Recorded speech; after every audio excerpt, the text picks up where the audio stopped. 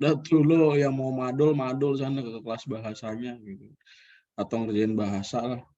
Mungkin itu membuat kalian lebih enjoy kalau ngerjain bahasa ketimbang belajar PK atau PM, nggak masalah sih. Daripada lu stres di kelas gua.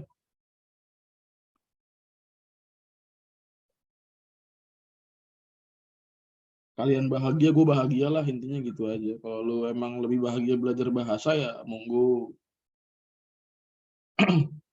Gue juga nggak mau maksa.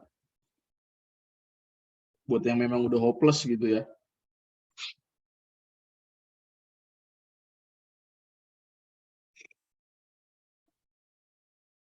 Serius, gue nggak maksa. Kalau emang udah hopeless gitu ya, nggak tahu mau ngapain lagi di PM atau PK, ya nggak apa-apa. Belajar bahasa atau PU aja gitu. Biar nanti biar nanti nilainya gede di sana daripada lu nggak dapet dua-duanya, kan sayang juga.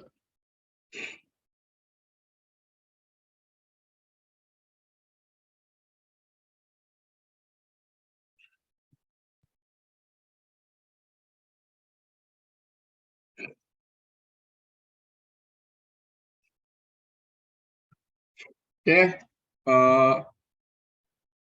kita lihat ya. Ini udah dari layar kalian belum? Udah, Kak. Udah ya, oke sip. Kita lihat soal nomor 1 ya. Nomor 1 ini bab apa?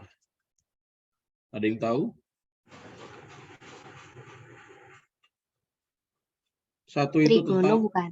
iya betul sekali, trigonometri 1 itu. Jadi kita bisa menggunakan pendekatan trigonometri ya. Dan ya yang namanya trigonometri memang kurang afdol kalau kita tidak menggambarnya gitu. Jadi gue sarankan kalian untuk menggambar. Abaikan aja, bukan diabaikan sih. Jadi itu kan ada narasinya di atas ya. Narasi tentang sedikit pengetahuan tentang elang ya, bagaimana elang itu berburu gitu ya. Terus kita baca sampai pada kalimat ini.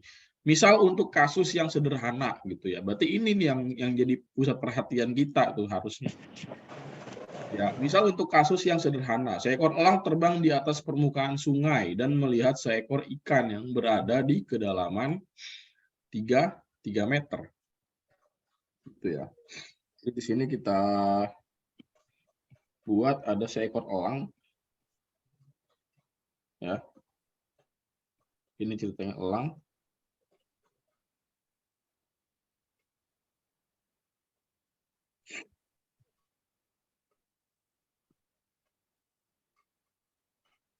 Kenapa gue pilih hewannya elang? Ada yang tahu? Soalnya kalau banteng ntar abang ditangkap. Hampir benar.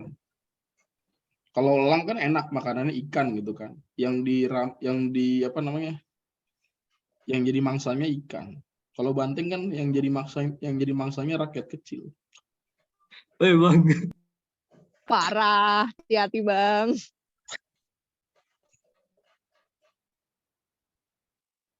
Ya ini ikan gitu ya.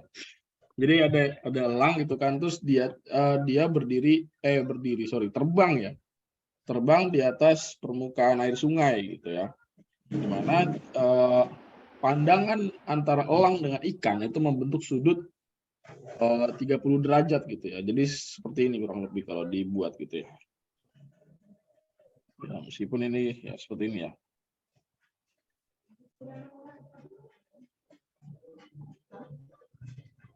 Aduh. Oke. Ya jadi seperti ini. Ya. Ini 30 derajat dia bilang. Ya. Ya. Antara ikan dan penglihatan elang berbentuk sudut 30 derajat. Ya. 30 derajat itu yang mana gitu ya. Jadi kalau kita beri garis bantu ya teman-teman ya. Itu membentuk segitiga siku-siku gitu ya. Ini ketinggian elang terhadap permukaan air gitu ya. Terhadap permukaan air. Dan terus kita kasih garis bantu lagi di sini.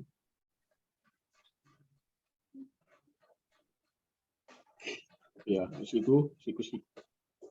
Ya, terus di sini katanya 30 derajat. Gitu kan.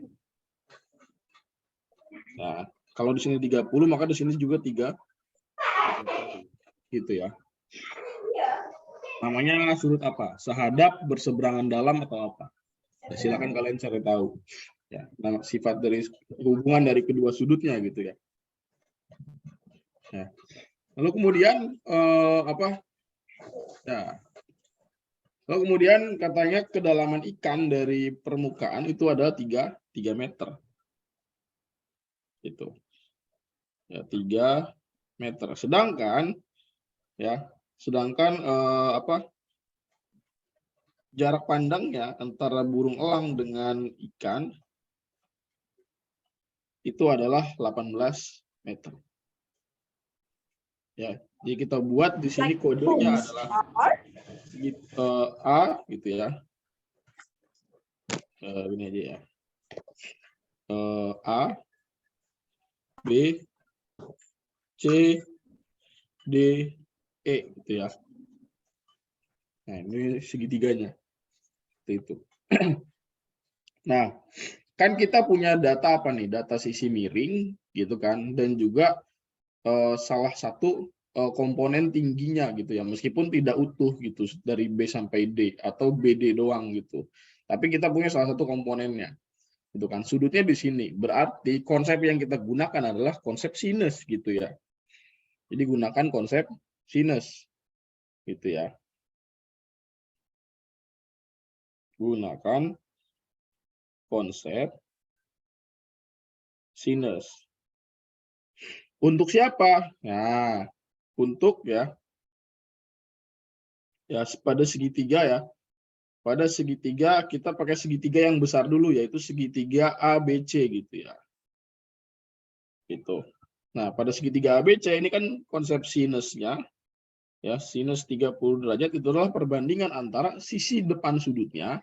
Ini kan 30, depan sudut kan berarti dari B sampai C gitu ya. Ya, jadi BC ya. BC ya per ya sisi miringnya apa? Sisi miringnya AB gitu ya. Nah, berarti sin 30 adalah setengah ya. BC itu adalah hasil penjumlahan antara BD dengan DC gitu. Jadi di sini BC itu BD plus DC itu per AB ya. AB-nya itu 18 berarti ya. Nah, terus di sini BD-nya belum tahu berapa karena itu yang kita cari. DC-nya adalah 3 ya. DC 3 ya. Ya.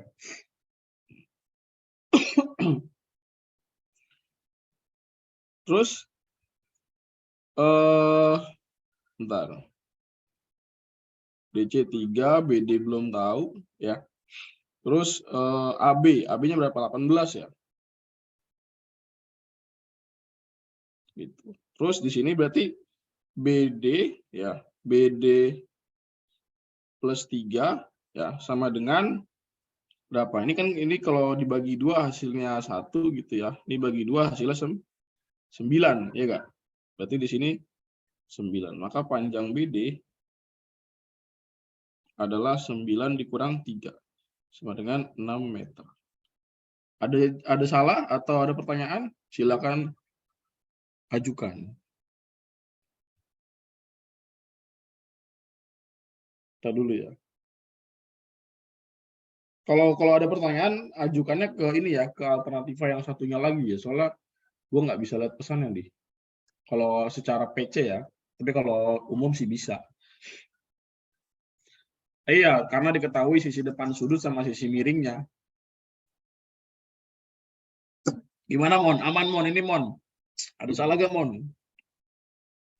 Tahu Bang, gua joinnya pas udah nomor 5. Hah? Ini Enggak, gua maksud gua ini tulisan gua ada yang salah apa enggak gitu. ntar cek dulu Bang. Jadi 1.500 meter itu berarti nggak dipakai. Enggak, itu cuma narasi doang sebenarnya. Buat gocekan. buat narasi doang itu mah, cuy. Iya. Kalau menurutku sih udah ini. Aman ya? Ya bang. Oke. Jir, gua kira dipakai.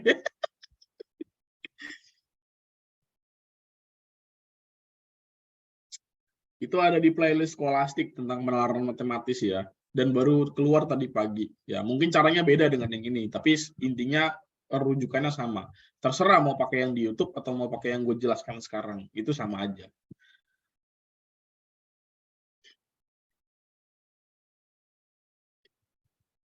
Jadi penentuan kita pakai sin, cos, dan tan itu dari clue-nya apa aja yang diketahui soal. Iya.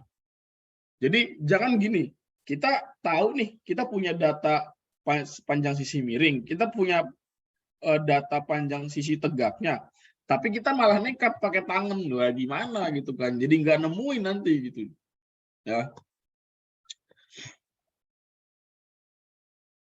Ya kita jadi nggak nemuin nanti. Kalau misalkan itu apa namanya? Tangan kan nggak apa namanya nggak nyambung gitu ya istilahnya, datanya jadi nggak nyambung, ntar lo malah lebih berlibat lagi gitu. Aku pikir kan jarak pandangnya kan dibilang membentuk sudut 30 derajat gitu kan, makanya miring gitu. Maaf, itu sin 30 jadi setengah, kenapa? Itu ada di tabel sudut istimewa. Tapi kalau lu mau tahu dari mana asal usulnya angka-angka sudut istimewa dari 0 sampai 90, ya nanti di kelas PK. Tapi bukan sama saya.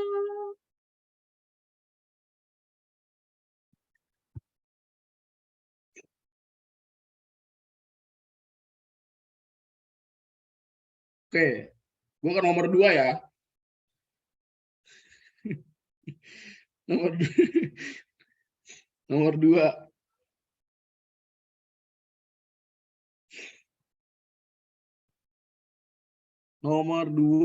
Nomor 2 apa nih? Ini statistik ya. Nomor 2 itu statistik gitu ya. Dalam satu kelas terdapat 12 murid laki-laki. Ya, 12 murid laki-laki. Jadi di sini diketnya ya n laki-laki adalah 12. Terus perempuan itu 13. Rata-rata nilai ulangan matematika di kelas tersebut adalah 80. Berarti di sini X bar ya. Ya. X barnya di sini adalah 80. Ya, X barnya ini rata-rata dari seluruh siswa gitu ya, baik laki-laki ataupun perempuan gitu ya. Jadi di sini L plus P itu 80 gitu. Nah, terus apa lagi? Setelah melihat hasil tersebut, guru matematika memberikan kesempatan kepada 4 muridnya dengan nilai masing-masing 55, 58, 64, dan 68. Jadi di sini murid yang remedial ya. Murid remed. Ada 4 orang dengan nilai masing-masing 55, 58, 64, dan 68. Ya. Terus untuk melakukan remedial gitu tadi ya. Diketahui bahwa nilai rata-rata peserta didik remedial naik 3 poin. Jadi setelah remed naik 3 poin. Gitu. Nah, baru kita lihat pertanyaannya. Jika sebelum remedial rata-rata nilai ulangan murid laki-laki di kelas tersebut adalah 70. Jadi di sini X bar laki-laki adalah 70. Yang ditanyakan adalah apa? Rata-rata ya, rata-rata nilai dari perempuan. Ya. Rata-rata nilai perempuan. Nah, sekarang definisi rata-rata itu apa sih? Gitu kan. Rata-rata itu apa sih konsepnya? konsep bahwa rata-rata adalah apa? Jumlah data bagi banyak data. ya, jumlah data ya, atau perbandingan ya, gini aja ya. Perbandingan jumlah data dengan banyaknya data.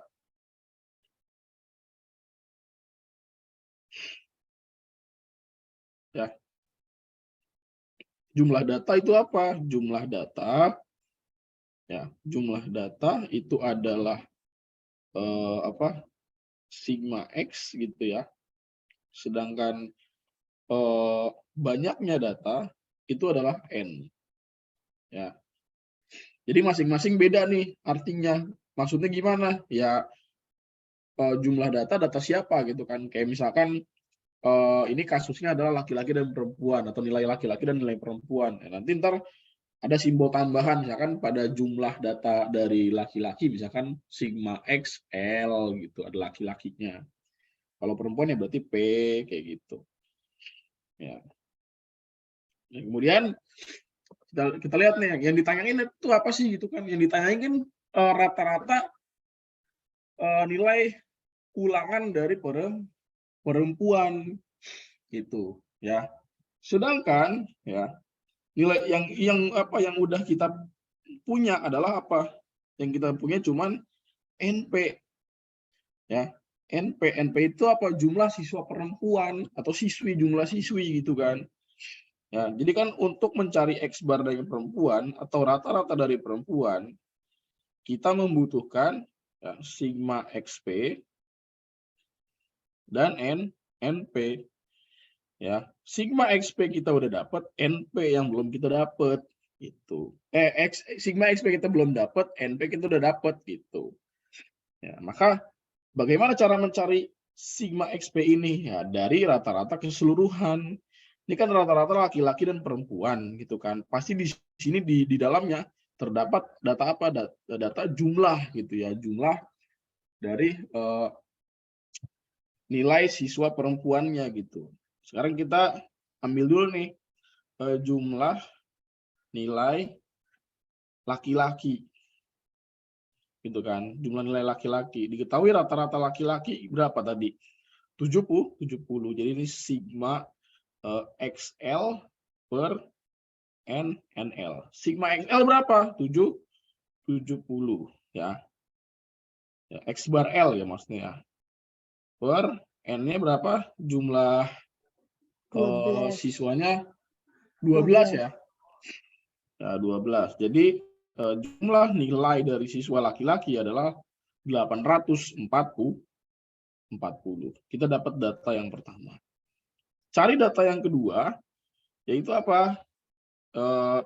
Jumlah nilai perempuan. Ya. Sama konsepnya, rata-rata dari perempuan, dari ini ya, dari apa?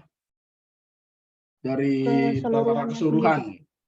Gitu ya. Jadi X bar L plus P ya sama dengan ya jumlah nilai laki-laki ditambah dengan jumlah nilai perempuan dibagi dengan siswa laki-laki tambah dengan siswa perempuan.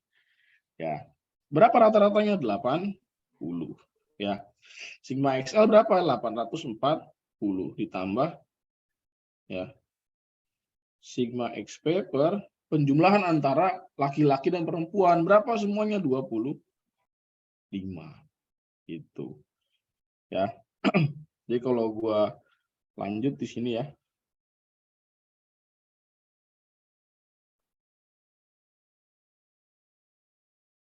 Ya, jadinya kalau kali silang ya, 80 kali 25 berapa? 2000 gitu kan. Jadinya 800, sorry. Ya. 840 ditambah sigma XP sama dengan 80 kali 25 berapa? 2000. Itu. Jadi sigma XP sama dengan kedua ruas dikurang 840. Ya. Hasilnya adalah berapa? 1160. 1160 ya, berarti ya. Iya. Oke, berarti di sini 1160 dibagi NP. NP-nya berapa? Tadi perempuannya 12 ya, apa berapa? 13. Oh, 13. 13. Oh ya, sorry. 13 berapa? 1160 dibagi 13. 89. 89 ya. Berarti mendekati yang mana tuh? Jauh banget sih sebenarnya, nggak mendekati amat tuh.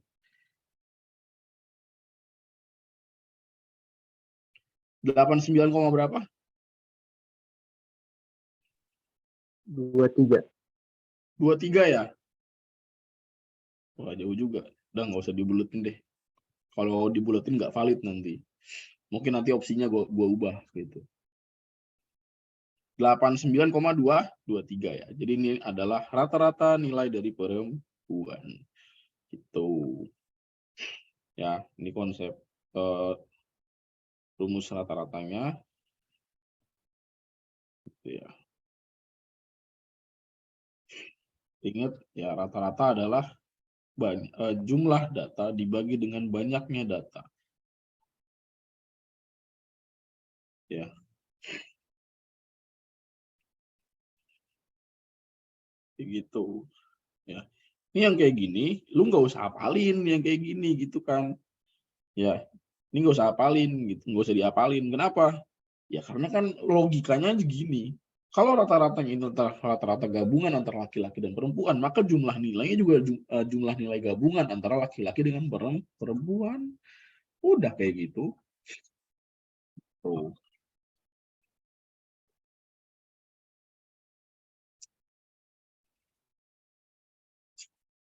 Yang remetnya buat gocekan. Sebenarnya bukan buat gocekan. Ada soal sambungannya. Cuman itu nanti keluarnya. Jadi kalian siap-siap. Nggak langsung gue keluarin. Penambahan poin, remedial itu nggak gue keluarin di soal ini. Tapi di soal berikutnya. Bisa gitu ya. Di soal ini bisa dicari gitu ya. Jadi pelan-pelan. Flow-nya itu sengaja gue mainin temponya. Kalian kan baru pertama kali ketemu soal kayak gini gitu kan. Takutnya gimana gitu. Jadi gua kasih dulu kalian konsep rata-rata itu seperti apa sih, gitu kan. Ini kan rata-rata biasa gitu kan, belum ada penambahan dan sebagainya gitu kan. Lu cuman diminta nyari rata-rata dari perempuan berapa gitu kan, ya. Dari data-data yang ada gitu kan, itu laki-laki dan dan laki-laki dan data-data keseluruhan. Nanti dapat perempuannya berapa. Ya, salah satu ciri khas soal SNBT kalau gue lihat dari web simulasinya adalah adanya efek domino antar soal gitu. Jadi satu soal itu lu bisa multi konsep ataupun satu soal itu lu bisa buat untuk beberapa nomor. Bahkan aslinya nomor ini adalah gabungan dari statistika dan kaidah pencacahan. Jadi ada kombinasi nanti. Gitu. Jadi soalnya statistik nih di nomor awal gitu kan. Entar di nomor berikutnya narasinya masih sama, narasi statistik, tapi nanti ditanyain kaidah pencacahannya ya atau kombinasinya kayak gitu. Nah, makanya gue nggak mau ngeluarin semuanya, flow-nya itu gue atur supaya kalian tidak shock gitu.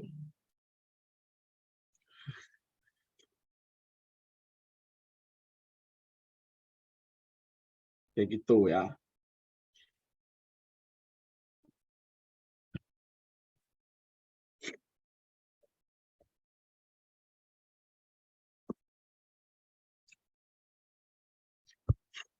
Oke, nomor 3 ya.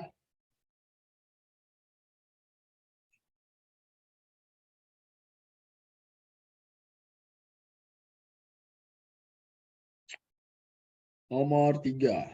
3 itu apa tuh? Materi apa nomor 3? Pertidaksamaan ya, aplikasi pertidaksamaan ya.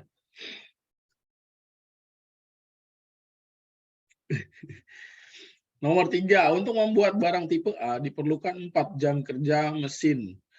1 dan 2 jam kerja mesin 2.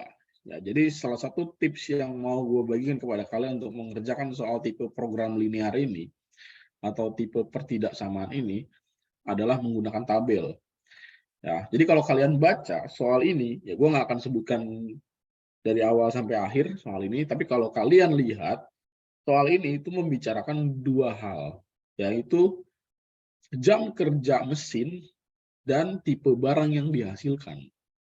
Ya enggak? Ya. Jam kerja mesin dan tipe barang yang dihasilkan. Jadi kalau kita buat tabel, ya ini tipe A, tipe B, ya ini mesin 1, ini mesin 2. Ya, kita baca di awal. Untuk membuat barang tipe A diperlukan 4 jam kerja mesin 1. Ya. Tipe A membutuhkan sekian jam kerja mesin 1. Ya udah, berarti begini. Ini kita kita lihat ya. Setiap hari dapat dihasilkan X barang ya. Berarti di sini barang itu adalah variabel X. Gitu ya. Dan mesin ini variabel Y. Gitu. Kita lihat lagi mesin 2-nya ya, dan 2 jam kerja untuk mesin 2. Berarti di sini 2. Nah, kita lanjutkan lagi, diperlukan 5 jam kerja untuk mesin 1, berarti di sini. Dan 3 jam untuk mesin 2, seperti ini. Dan di sini kedua mesin tersebut bekerja tidak lebih dari 15 jam. Jadi di sini jam kerja ini masing-masing 15. Kayak gitu ya.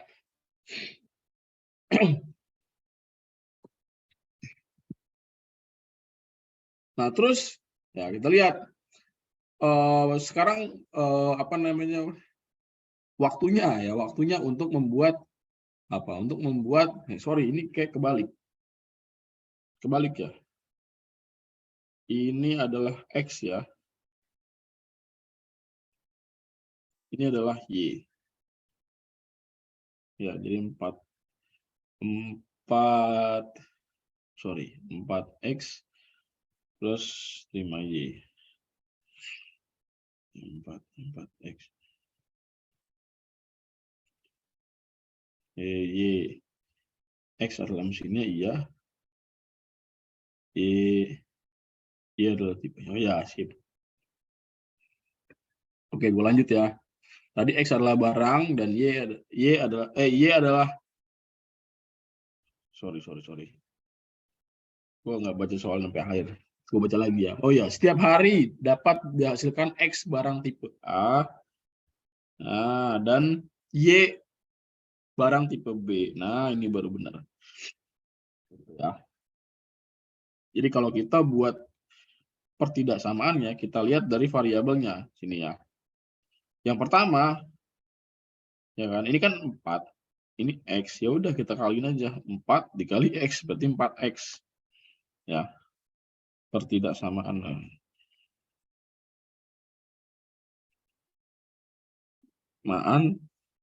Yang pertama, ya.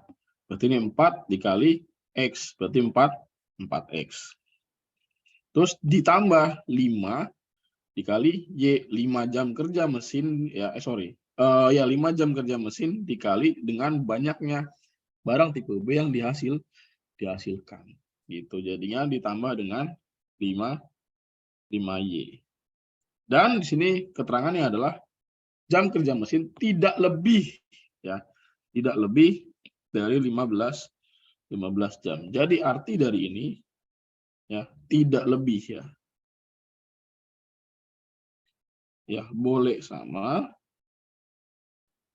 dengan tapi tidak lebih.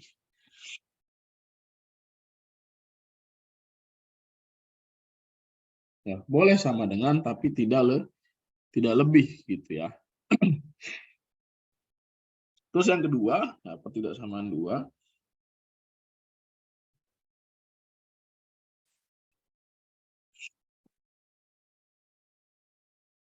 Ya, pertidaksamaan 2 adalah apa? Ya udah 2 dikali X berarti 2X. Nah, berarti ini 2X ditambah dengan 3 dikali Y, ya berarti 3Y. Gitu. Dan sama, kurang dari 15 jam. Kayak gitu. Ya, akhir kata ya kita tambahkan lagi dua buah pertidaksamaan ya. Ya. Tambahannya berupa X lebih besar atau sama dari 0 dan Y ya lebih besar atau sama dengan dari 0. Apa arti dari ini? Apa dari tambahan kedua ini gitu kan? X itu kan tadi mencerminkan apa?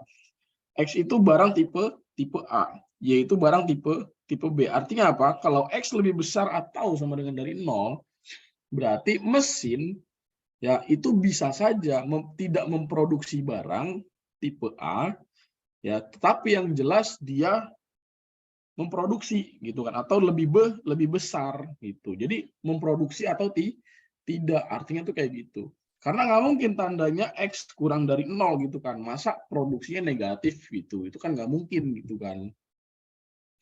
Ya produksi negatif kan nggak mungkin. Ya jadi nggak ngapain dong, malah ngerusak dong atau apa gitu. Makanya itu simbolnya adalah X lebih besar atau sama dengan 0. Jadi X lebih besar dari 0 ya kan, berarti apa? Mesin memproduksi barang. Terus ada tanda sama dengannya, mungkin mesin tidak memproduksi barang tipe A. Begitu juga yang Y gitu kan. Ya, barang tipe B itu bisa diproduksi lebih dari 0 gitu kan, atau dia memproduksi lah pada saat itu gitu kan. Tapi bisa aja di satu hari dia nggak memproduksi. Makanya di sini ada tanda sama dengan kayak gitu. Ya, itulah alasannya kenapa pertidaksamaan itu di ujungnya itu ada tanda seperti ini. Gitu. Jadi jawabannya adalah yang apa? Yang B. Ya.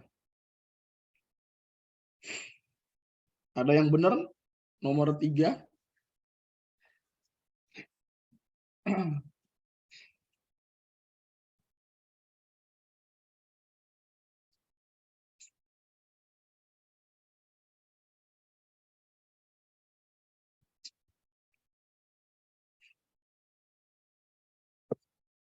Pasti ada pernyataan yang ajam.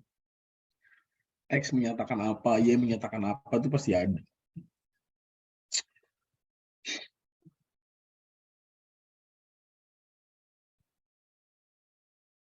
Aku terkecoh.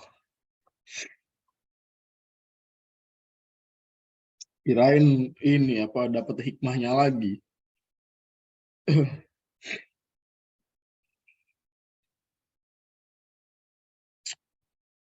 Ada yang mendengar suara gua agak berbeda hari ini?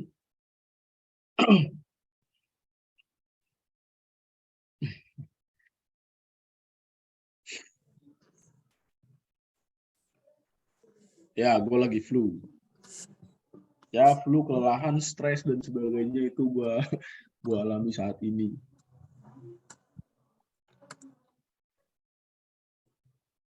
Bang, masih bingung nentuin X dan Y-nya. Kok bisa? Kenapa bisa? Karena saya membaca soal dari awal sampai akhir. Jadi saya tahu siapa yang X, siapa yang Y. Maka silakan baca soalnya sampai akhir.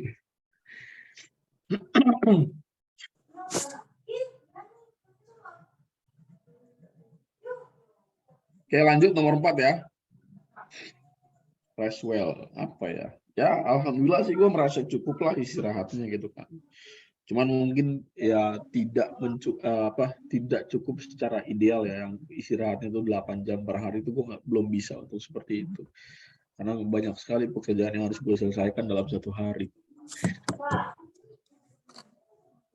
Jadi dalam satu hari, kegiatan gue dari awal bangun tidur itu adalah nganterin adik sekolah kadang ya, terus ke pasar, nyampe rumah baru persiapan bikin video PM, ya, ngeditnya itu sambil bikin paket soal buat starter pack, ya, di mana starter total paket soal yang harus gue selesaikan adalah 18 paket plus pembahasannya, gitu. Terus bikin soal TO. Malamnya ngapain? Ya, malamnya gue bikin soal PM. Buat apa? Buat ngajar. Kayak gitu.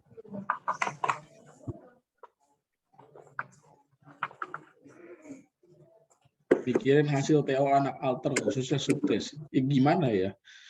Ya sebenarnya sih nggak terlalu mikir-mikirin amat gitu kan. Cuman ya kadang kepikiran aja gitu. Apakah ada yang salah gitu?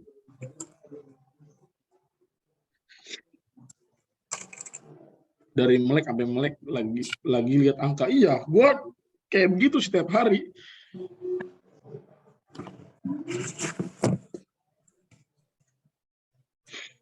Gue setiap hari seperti itu, dari melek sampai melek lagi gue berurusan dengan angka.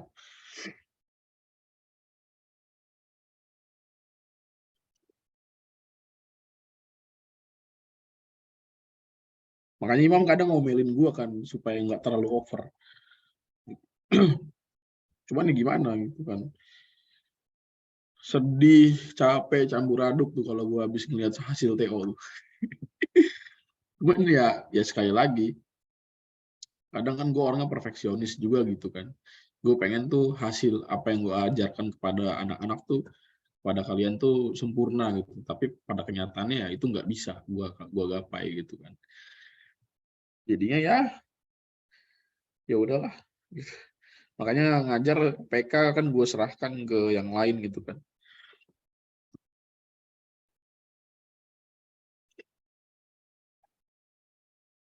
Jadi PK gue serahkan ke yang lainnya, mana tahu kalian lebih nyaman belajar dengan mereka gitu. Atau mungkin lebih cepat masuk lah dengan mereka gitu kan. Gue serahkan kepada ahlinya. Dan gue juga harus mempersiapkan soal mandiri untuk masuk ITB gitu kan. Kan itu mekanika sama matematika IPA kan. Dan dua-duanya gue yang mempersiapkan. Jadi masa muda gue habiskan tahun ini.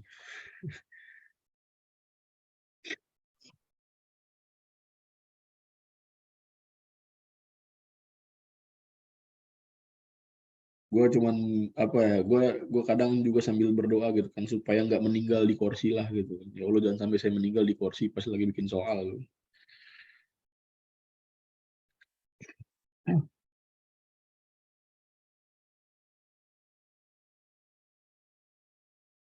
Gak apa-apa bang, insya Allah pahala jariah. Gue berarti ini dia pengen gue meninggal di kursi anjir.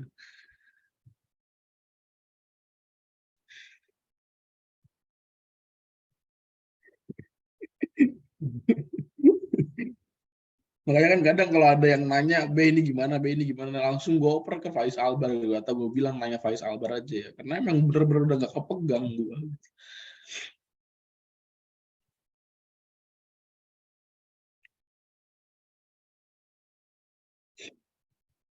Oke, kita lanjut ya nomor 4 ya.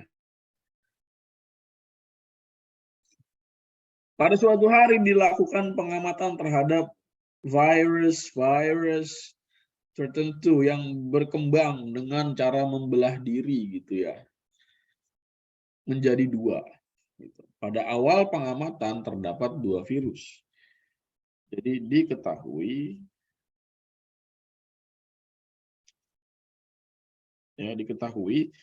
itu mulanya terdapat 2 virus. Gitu. Terus berkembang biak dengan cara membelah diri. Ya. Ini virusnya ya, membelah diri. Ya. Membelah diri menjadi berapa? Menjadi 4. Membelah diri 2 ya, menjadi 4 ya. Pembelahan terjadi setiap 24 jam, berarti sehari sekali gitu ya. Sehari belah 2, sehari belah 2, sehari belah 2. Gitu ya. Jika setiap 3 hari 1/4 dari virus dibunuh, maka banyaknya virus setelah 1 minggu pertama. Oke, kita buat deret ini gitu ya. Dari 4 menjadi berapa? Menjadi 8. Ya. Terus dari 8 menjadi berapa? 16. Gitu. Kan dibilang apa? Jika setiap 3 hari 1/4 dari virus dibunuh. Ya, berarti kan kalau dikatakan setiap 3 hari, ya kita ngitungnya kan apa namanya? Kita ngitungnya itu hari setelahnya, bukan pada saat dia pertama kali ada gitu kan. Ya, berarti setelah pembelahan pertama gitu kan. Ya. Atau dimulai ya, sorry ya, atau dimulai dari pembelahan pertama. Jadi 1, 2, 3. Nah, pada saat disinilah virus dibunuh. Ya, virus dibunuh pakai semadaf. Ya, virus dibunuh. Gitu. Ya. Virus dibunuh pakai semadaf, kalau enggak Kaspersky gitu ya. Ya, jadi di sini karena 1/4 dibunuh gitu ya. Karena 1/4-nya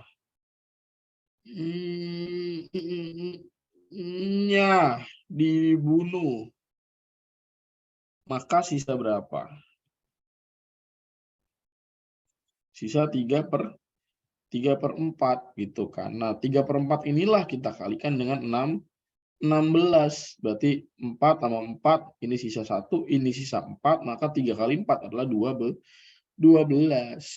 Gitu. Maka pada saat di hari ketiga setelah pembelahan sejak pembelahan pertama, ya jumlahnya berkurang menjadi berapa? 12. Nah, gitu. Nah, kemudian lanjut lagi gitu. Membelah diri lagi menjadi berapa setelah 12? Jadi 24 gitu kan. Jadi berapa? 48 dan menjadi 96 karena 7 hari gitu kan. Ya. Tua gapat manamju gitu kan. Nah, habis itu ya setelah jumlahnya 96 ya kan. Ya, dari ini ya, dari posisi dia gitu kan, ya, ke 3 hari berikutnya ya itu juga dibunuh 1/4-nya. Gitu. Nah, disinilah dia dibunuh lagi. Nanti sisanya berapa? Gitu. Ya, maka sisanya adalah 3/4 ya kali 96 gitu. Ya kan. Jadi ini sisa 1, 96 dibagi 4 sisa berapa? 24 ya. 24 kali 3 berapa? 72. Maka sisa virusnya adalah 72. 3/4 dari mana? Sekarang gini, kalau Firda mempunyai permen atau mempunyai 1 loyang pizza, gitu kan, terus 1/4-nya diminta oleh orang lain, maka sisa pizzanya Firda berapa?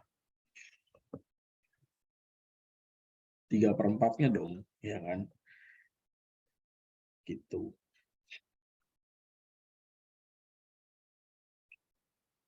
Hari ke-7 dong, udah hari ke-7.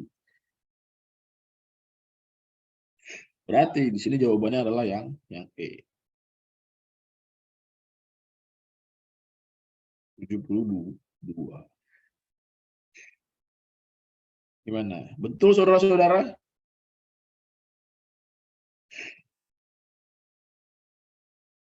Ada amin saudara-saudara? Udah kayak lagi di gereja gue. Ada amin saudara-saudara gitu. Kak, itu bukannya jadi hari ke-6 ya? Ah? Itu bukannya jadi hari ke-6 ya? Oh iya, hari ke-6 maksudnya, bukan hari ke-7, sorry. Karena kan dihitungnya dari 12 kan, bukan dari 24 kan.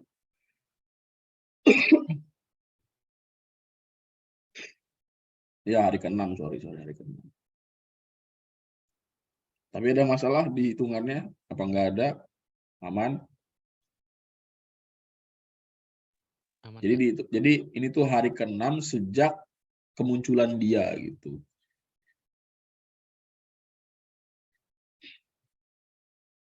Gue tuh sebenarnya pengen banget ngajar PK lagi gitu. Cuman tenaga gue terbatas, cuy. Karena kan setiap record itu kan gue lihat gitu kan.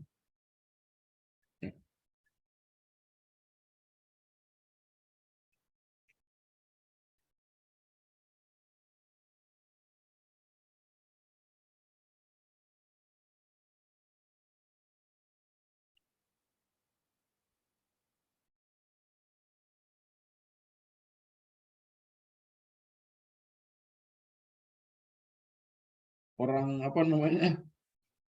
Oh, yang recovery aja gue bubarin. Saking gak sanggup lagi gue ngajar. Babe, Yo, itu kan tadi katanya apa penghitungan harinya kan dimulai dari waktu pertama membelah. iya. Berarti itu Au. hari ke-6 nggak sih, 72 tuh? Kenapa? 72 tuh hasil di hari ke-6 nggak sih, Be? Kalau gitu berarti. Iya. Ya kalau seminggu itu nggak sampai hari ke-7. Ya kan dibilangnya apa di sini? 1 minggu pertama. 1 minggu pertama kan nggak dibilang harus semuanya berjumlah 7 hari ya. Iya nggak sih? Kayak misalkan Risma berusaha untuk katakanlah hidup sehat, untuk melakukan olahraga seminggu 3 kali. Nah, di 1 minggu pertama, apakah Risma olahraganya 7 kali?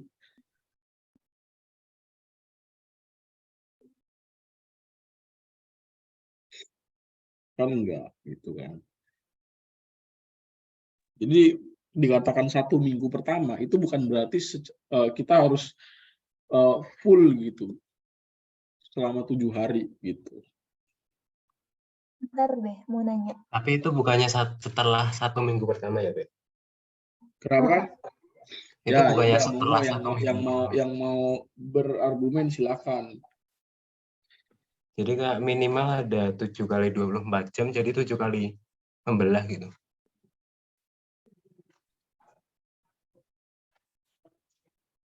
Ya, silakan yang mau berpendapat. Gua diam dulu. Biar yang lain berargumen. Monggo.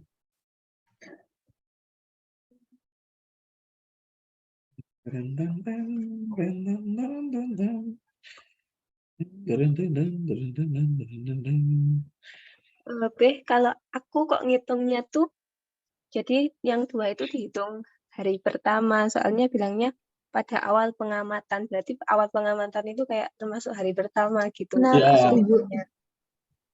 Terus Ya, berarti terus gini uh, maksudnya 1, 2, 3 gini. iya aku gitu.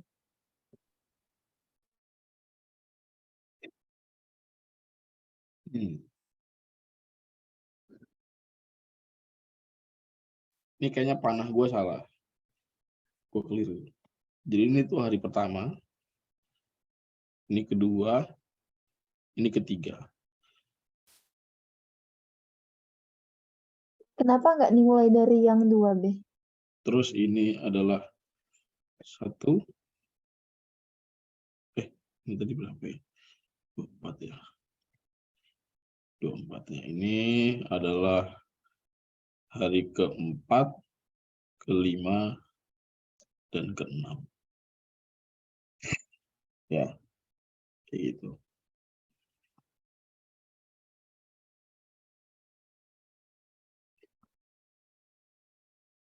Nah,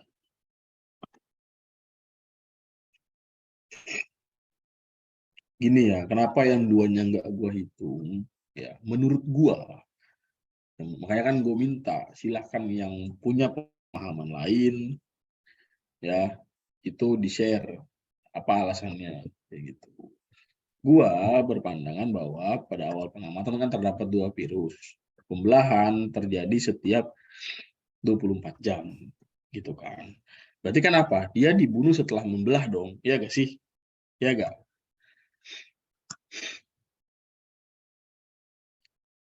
Masuk gak kalau gue bilang kayak gitu? Ya kan? Dia dibunuh setelah membelah. Berarti kan gue ngitungnya ya berarti gue ngitungnya dari awal dia pembelahan gitu kan. Jadi ini hari pertama pembelahan, hari kedua pembelahan, hari ketiga pembelahan. Jadi 3 hari sekalinya itu menurut gue ya ini ketika mereka membelah diri kayak gitu. Ya.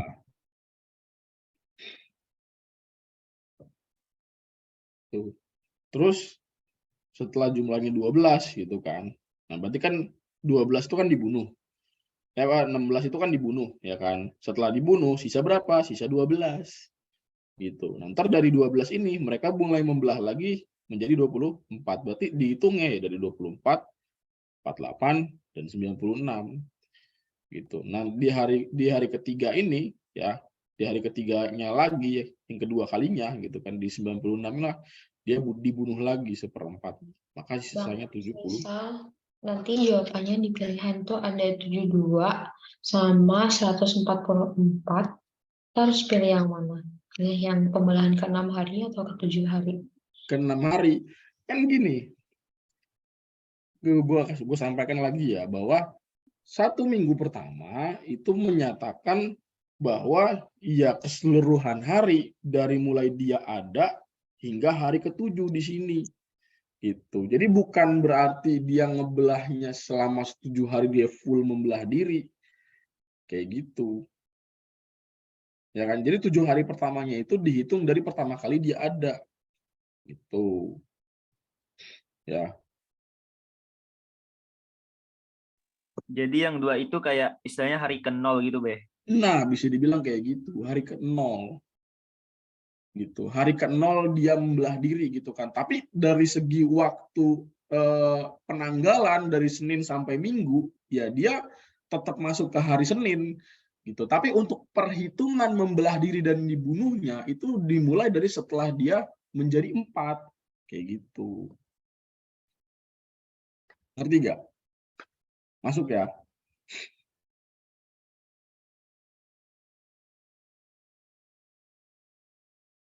Masuk kan kayak gitu. Jadi 2-nya itu hari Senin, ya Senin, dan ininya itu hari Minggu gitu. Tapi bukan berarti Senin itu nggak dihitung ya, dia masuk hari gitu kan. Ya, masuk hari, tapi dia masuk hari ke-0. Hari ke-0 dari apa? Hari ke-0 dari pertama kali dia membelah. Gitu. Jadi dia membelah itu di hari pertama gitu.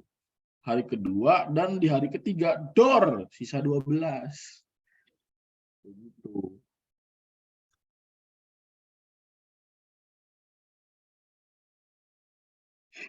Itu nanti kan setelah jumlahnya 16 dor sisa 12 gitu kan. Nah 12 ini kan sama seperti 2 gitu kan, kondisi baru gitu kan.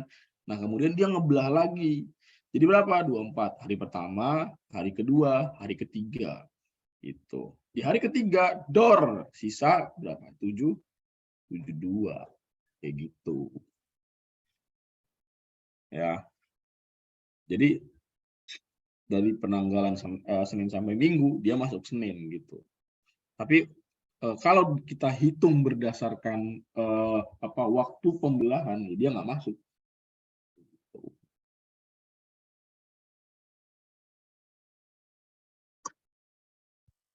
Oke, gue lanjut nomor berapa? 5 ya.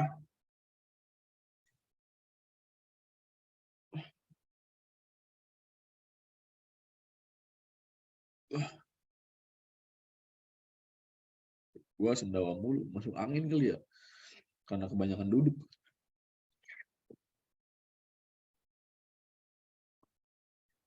Nomor 5 ya. Nomor 5 tadi gua lihat ada perdebatan sengit tuh, Raymond.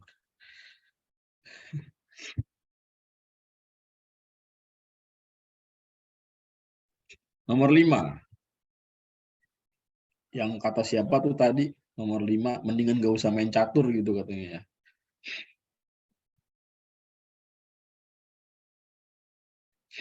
Ini teh kayak dari geometri. Iya, technically similar to geometry series. But ya, satu di antara mereka itu harus ada yang dibunuh seperempatnya.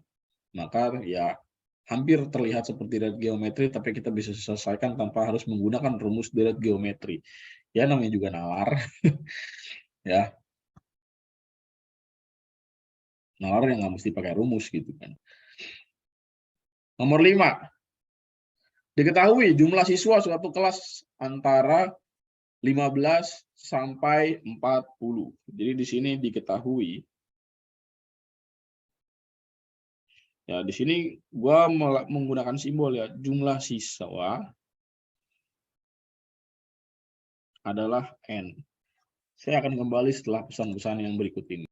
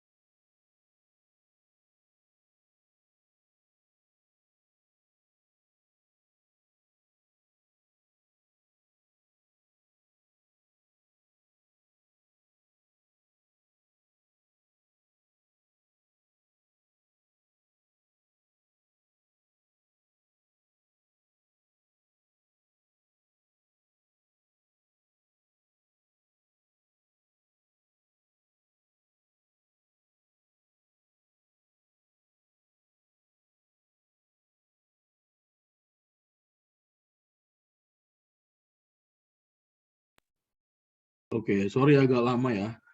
Adik gue tadi minta ditemenin sikat gigi. Dia takut ada nenek kebayan.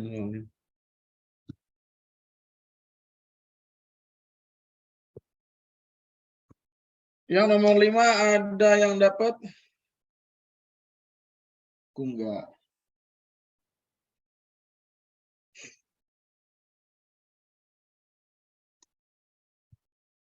Nih si bongkok 3 Zul penyebar hoax.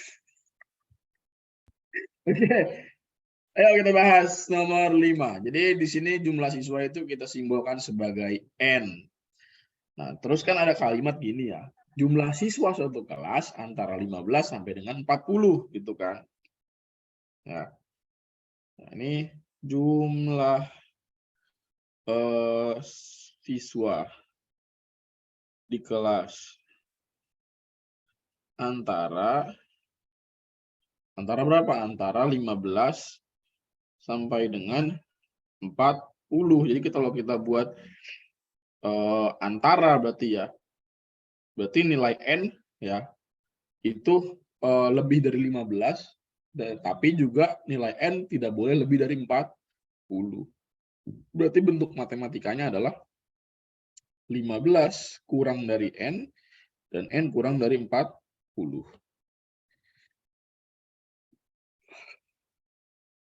Kayak gitu. Nah, terus gitu ya. 1/4 dari jumlah siswa tersebut tahu cara bermain catur. Gitu ya. Tadi ada yang bilang, mending gak usah main catur lah. Gitu. Biar nggak ada soal kayak gini. Ya, 1/4 dari jumlah siswa tersebut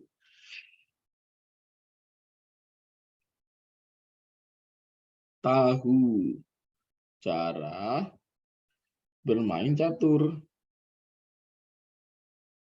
Ya. Jadi di sini atasnya gue kasih kalimatnya, maksud dalam bentuk bahasa Indonesianya, nanti ntar gue kasih bentuk matematisnya. Kan dikatakan di sini 1/4 gitu kan. Ya, 1/4. Dari siapa? Dari jumlah siswa. Berarti bentuknya adalah 1/4 dikali N. Kayak gitu. Ya, 1/4 dari N ngerti cara main catur. Kayak gitu. Nah, yang harus jadi perhatian adalah karena di sini kan kita ngomongin soal manusia gitu kan, variabelnya di sini adalah manusia. Ya, jadi manusia kan nggak mungkin manusia itu desimal gitu kan atau pecahan gitu kan.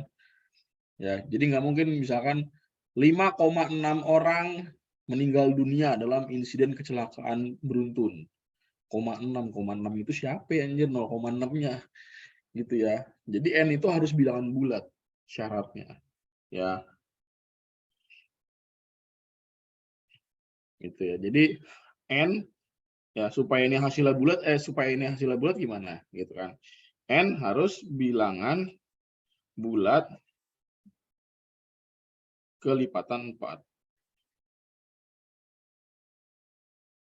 Ya, jadi supaya dia nggak desimal hasilnya.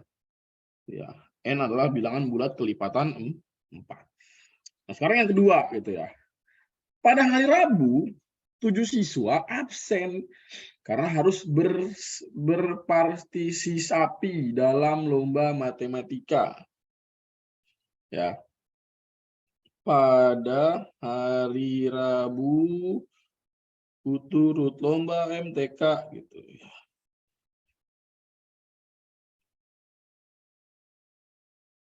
7 siswa gitu ya. Absen.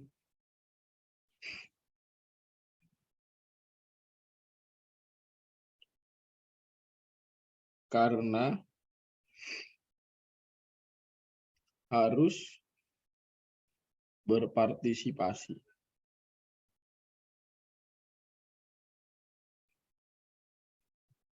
Berpartisipasi dalam lomba matematika. Ya.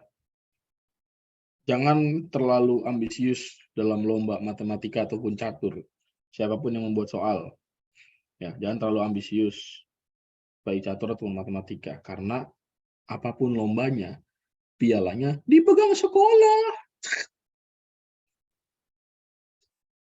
Nah, berarti ini 1/5 ya. Ya.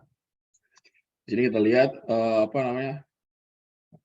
Pada hari itu 1/5 siswa masuk ya, dan tahu cara bermain catur. Jadi pada hari Rabu 7 siswa absen karena harus berpartisipasi dalam lomba matematika. Nah, pada hari itu ada 1/5 orang yang masuk dan tahu cara bermain catur. Nah, berarti yang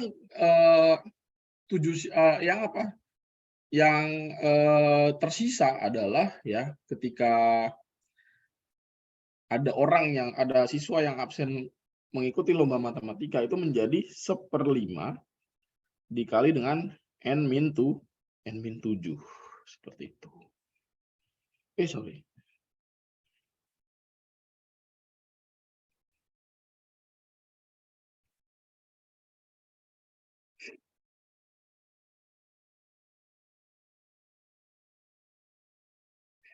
Ya, jadi di sini kan katanya apa, gue ulangin lagi, pada hari Rabu 7 siswa absen karena harus berpartisipasi dalam lomba matematika. Berarti kan N dikurang 7 dong, karena kan orang itu absen matematika. Nah, terus di situ dibilang ada keterangan tambahan setelahnya 1/5 siswa yang pada hari itu ada 1/5 orang yang masuk dan tahu cara bermain catur. Gitu. Berarti 1/5 dikali N-7.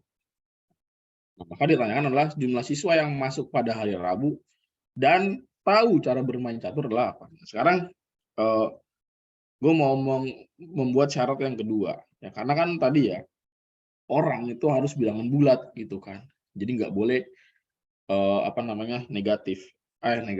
pecah ataupun desimal. Maka n-7 itu tidak boleh hasil dari pecahan ataupun desimal, maka dia haruslah bilangan bulat ya. Jadi n-7 bilangan bulat kelipatan berapa? Kelipatan 5. Itu. Bilangan bulat kelipatan 5. Karena kan dia mau dikali sama 5 kan. Di sini sebagai penyebut gitu ya. Jadi supaya hasilnya bulat, bilangan bulat ya, dia harus n-7 harus kelipatan 5. Nah, sekarang ya kita jabarkan gitu ya. Syarat awal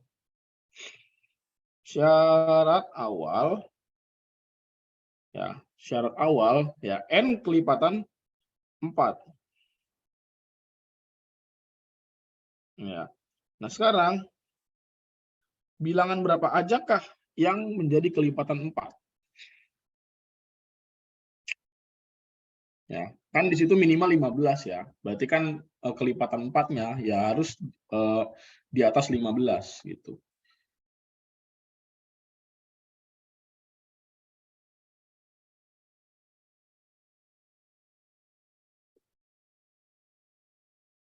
Ya, n harus berapa? Nah, 16 ya, 16, 24, 32 dan 36 ya. 40 nggak masuk karena kan nggak boleh. Gitu ya, harus kurang dari gitu kan. Nah, terus syarat kedua gitu ya. N-7 kelipatan 5 gitu. Nah, bilangan ya yang kelipatan 5 gitu. Ini kita substitusikan gitu ya. Kita substitusikan gitu ya.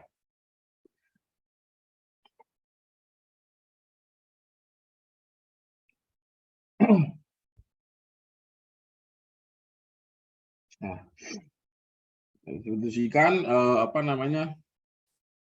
nilai masing-masing n dari syarat pertama ke dalam sini gitu kan. Jadi kan 16 dikurang 7 berapa? 9.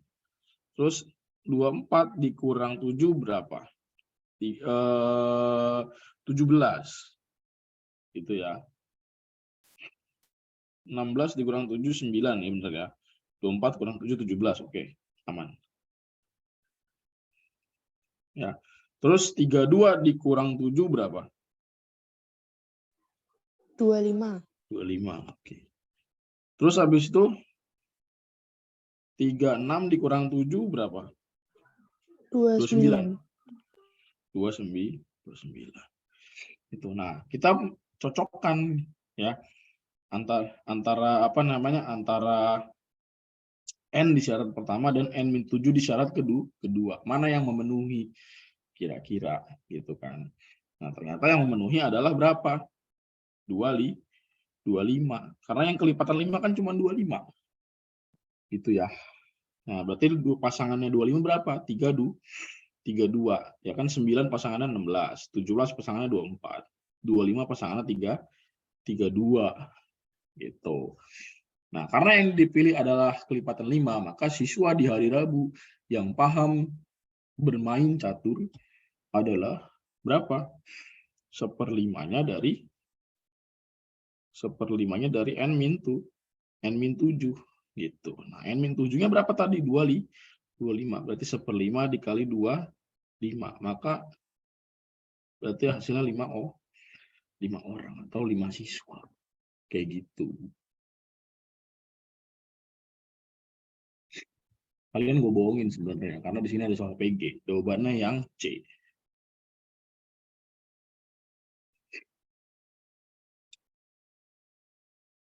Parah banget soalnya. Lah, kan ini nggak ada rumusnya. Kok parah? Biasanya soal yang dianggap susah itu yang banyak rumusnya. Nah, ini kan nggak ada rumus. Coba lihat, nggak ada rumus kan?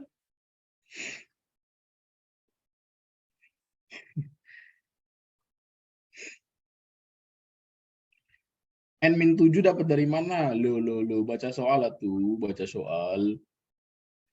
Ya kan di situ 7 siswa absen karena harus berpartisipasi. Kan jumlah siswa N. 7 orang nggak bisa hadir ya berarti N-7 dong. Ya kan? Nah, terus di situ diketahui juga keterangan tambahan bahwa 1/5 siswa yang masuk tahu cara bermain catur ya. Berarti untuk mengetahui sisa keseluruhan siswa yang hadir pada saat itu setelah 7 orang ikut lomba matematika ya berarti sisanya adalah 1/5 dikali N-7. Itu N-7 adalah mereka yang tidak hadir karena ada urusan lomba matematika dikali dengan 1/5 mereka yang nanti main catur kayak gitu.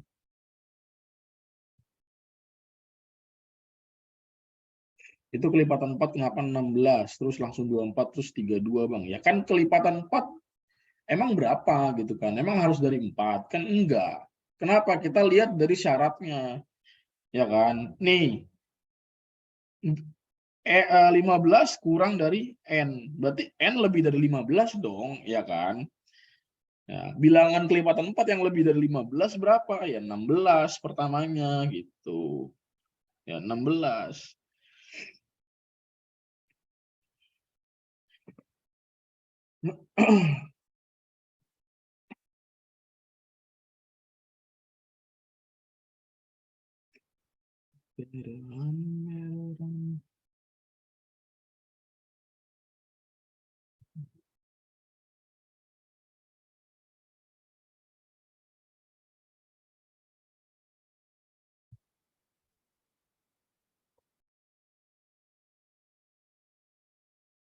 Nah, betul tuh ya udah dibantu. Terima kasih Risma. Ya, kenapa 20 sama 28 nggak masuk ya? Karena kalau dikurangin bukan kelipatan 5 yang mengakibatkan apa? Hasil dari perkalian yang nanti desimal ataupun pecahan kayak gitu.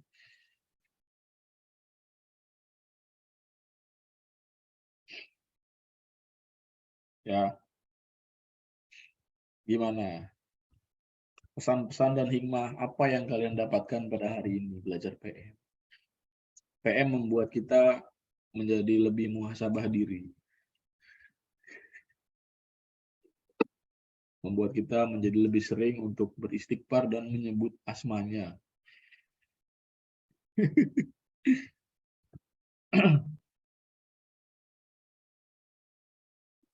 Cocok melatih nalar biar pro fisika mantap.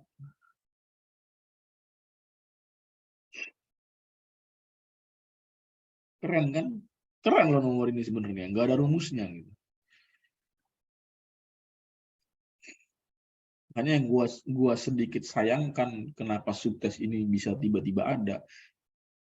Di soal tuh nggak pernah diajarin cuy. Gitu kan. Di sekolah tuh nggak pernah diajarin. Oke, buka halaman sekian. Kita ngebahas ini. Kalian rangkum minggu depan presentasi. Ya, saya kasih soalnya buat dimasukkan ke dalam buku nilai. Apa itu? Terus begitu kelas 12 ya, petingginya mengumumkan bahwa tes masuk perguruan tinggi negeri bertambah satu subtes, yaitu penalaran matematis. Penalaran matematis adalah tes yang menguji bernalar siswa agar siswa tidak menghafal rumus. Siswa mau protes ke siapa kalau udah kayak gitu?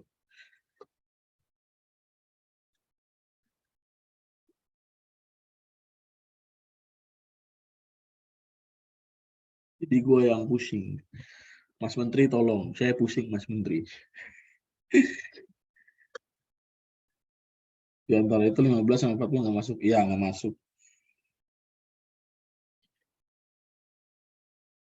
Nah, karena sejatinya rumus itu bukan ada sendiri, tapi tercipta dan ada alasannya. Nah, itu biasanya gue ajarin di PK. Kalau yang ikut kelas fisika pasti tahu lah gitu kan. Gue kalau ngajar fisika tuh nggak langsung das ini rumusnya kayak gini tuh nggak mungkin. Gitu. Ya 24 nggak memenuhi ya.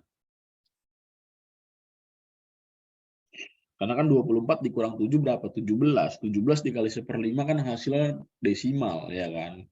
Masa ada orang desimal gitu. Setengah orang menjadi korban pembunuhan. Atau dalam insiden tawuran jumlah korban sebanyak 3,5 orang, nggak mungkin.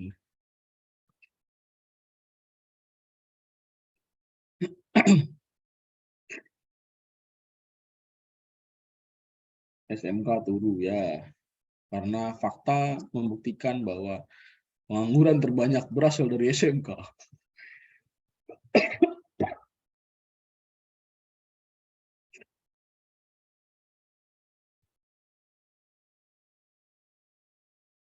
SMK itu bagus ya, bagus untuk menjadi ladang cuan bagi para pemilik yayasan.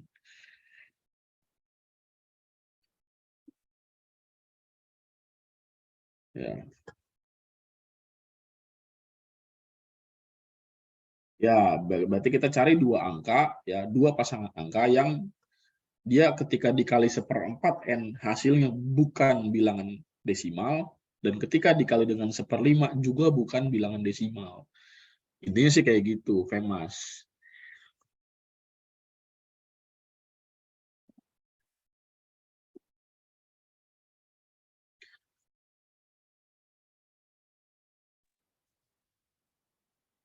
Kalau ngitungnya beda, hasilnya sama, masuk gak, Be? Masuk. Gua nggak pernah meminta kalian untuk terus mengikuti cara gua.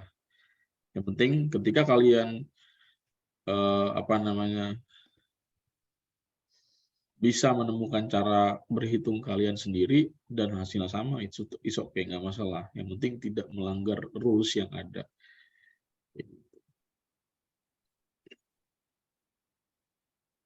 Oke, ya udah. Sampai sini aja penalaran matematis kita hari ini. Ya.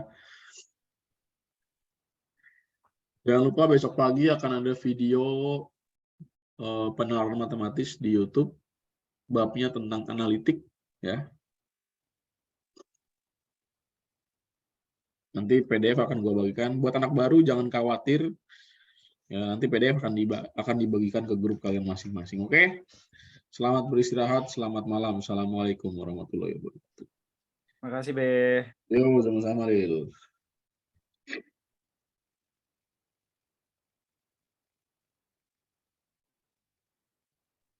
Thank you, Be.